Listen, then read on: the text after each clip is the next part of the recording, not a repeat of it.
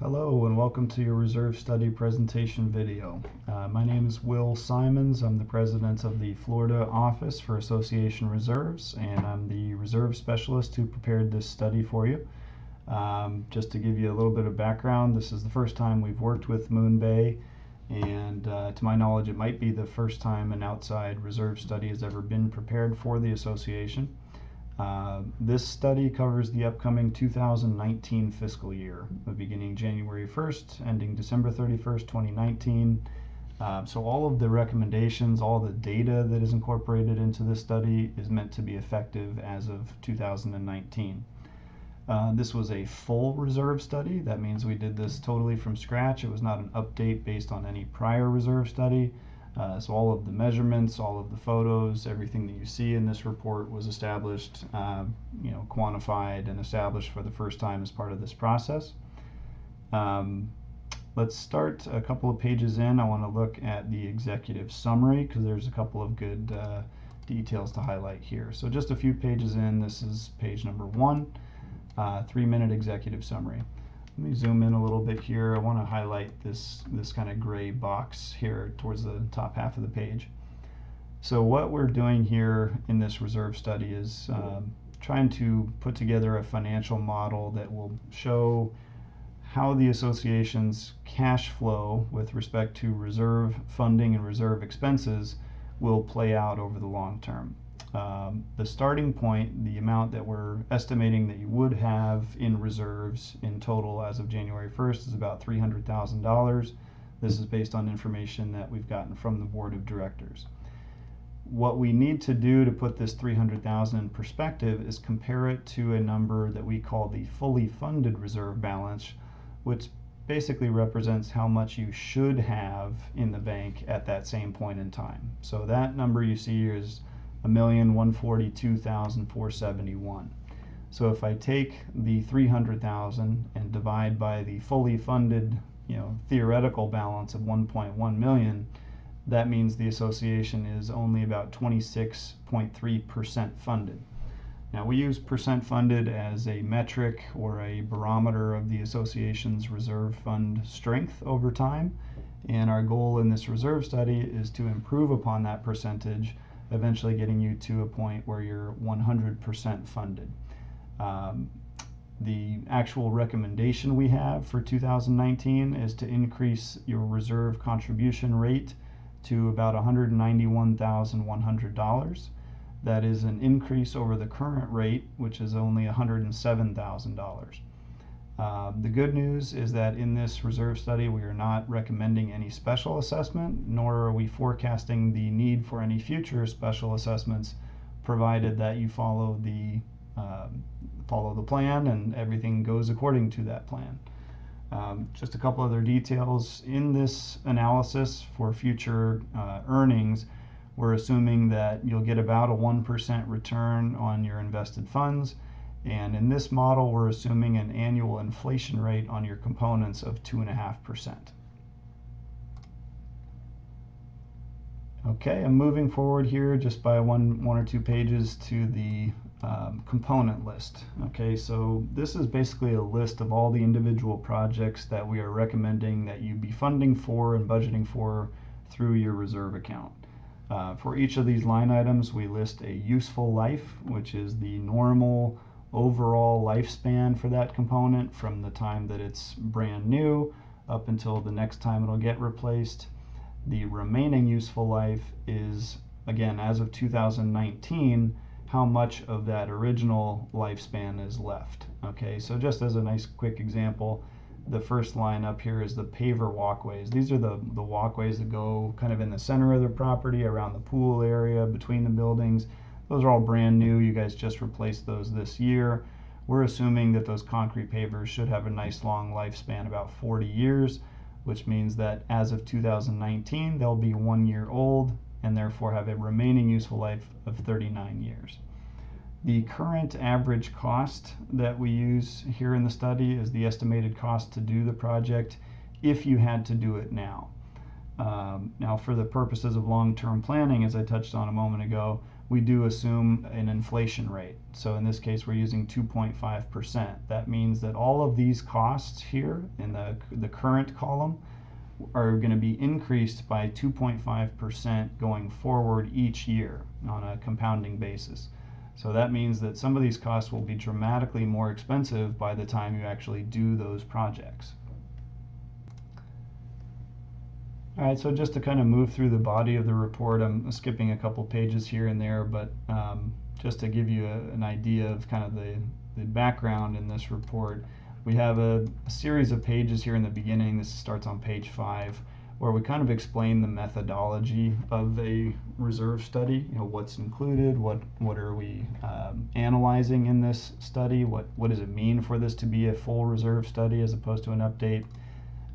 We talk about the methodology of what defines a reserve component. You know, what are the things that we are looking at in this report, and why did we include them?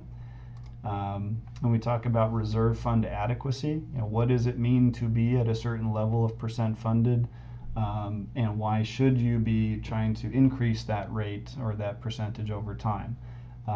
There's a lot of subjectivity in determining what is an appropriate goal for a community association.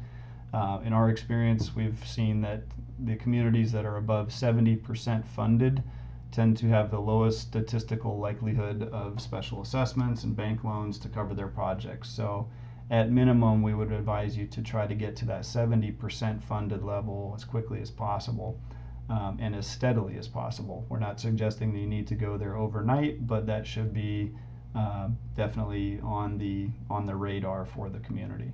As a reminder, again, you're starting at 26% funded, so there's certainly a lot of room for improvement.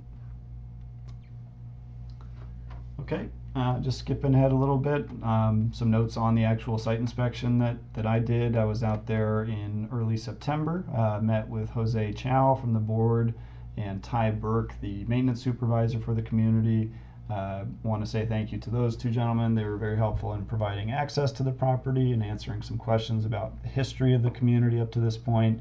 The rest of these photos here are just some kind of representative samples showing the types of things that we look at. It's mechanical systems as well as amenities, building envelope components, and we've got a whole another section which I'll get to, where we go into much greater detail on each of these components.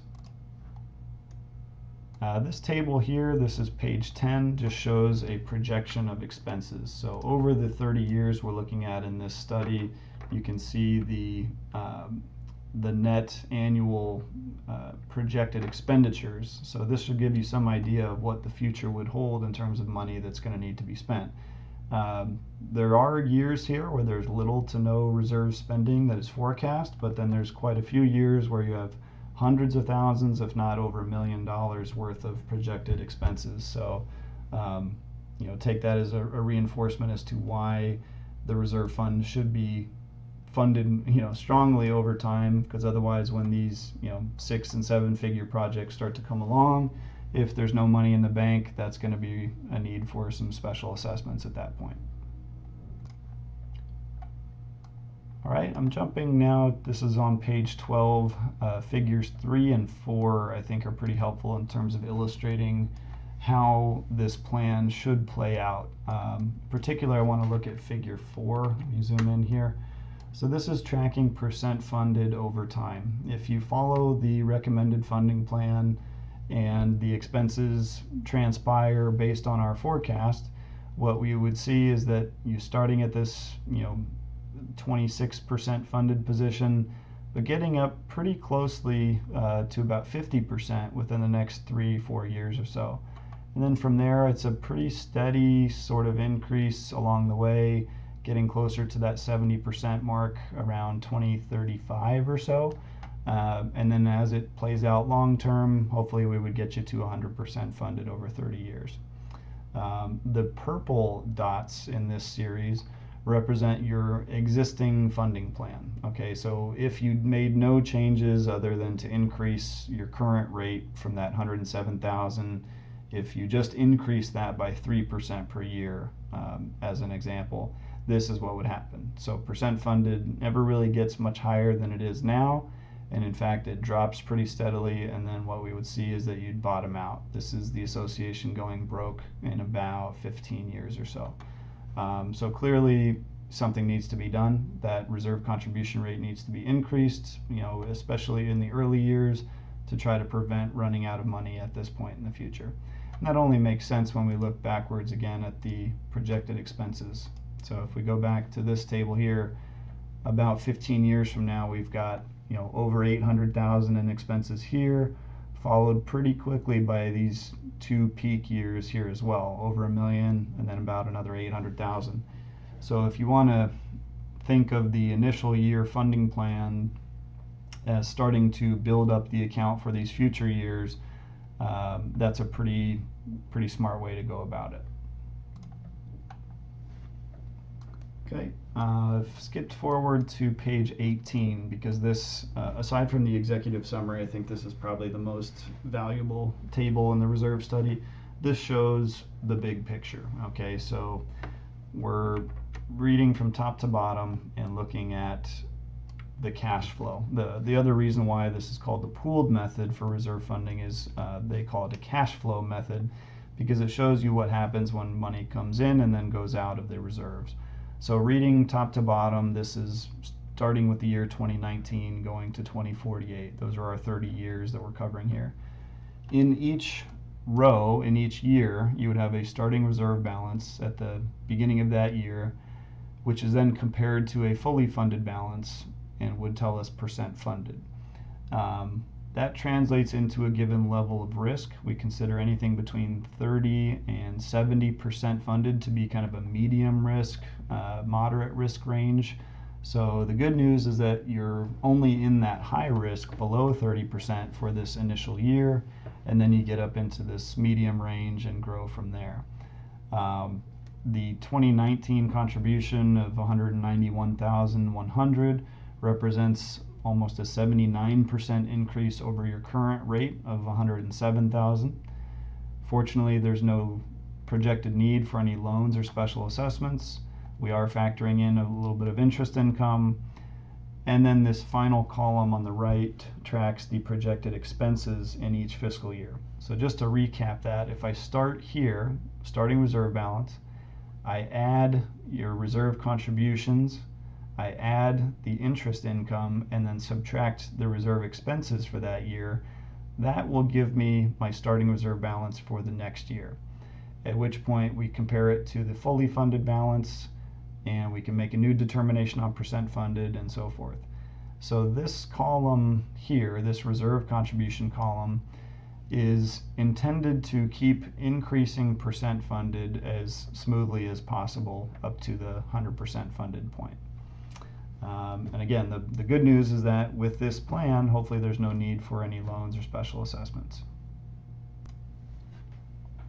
All right, I'm going to wrap this up here in a minute, but before we do that, I just wanted to point out the end section of the study. This is actually the last 50 or so pages of this 80-page document are what we call the component details. And I would highly recommend that you read through this. In fact, we often recommend that you start here and read all the component details first, and only then will you truly grasp the financial conclusions that we're making elsewhere in the study. But if we click here in this component details, you'll see a nice color photo, a write-up, a description about every single component in the study, right? So for example, there's the pavers that I talked about earlier.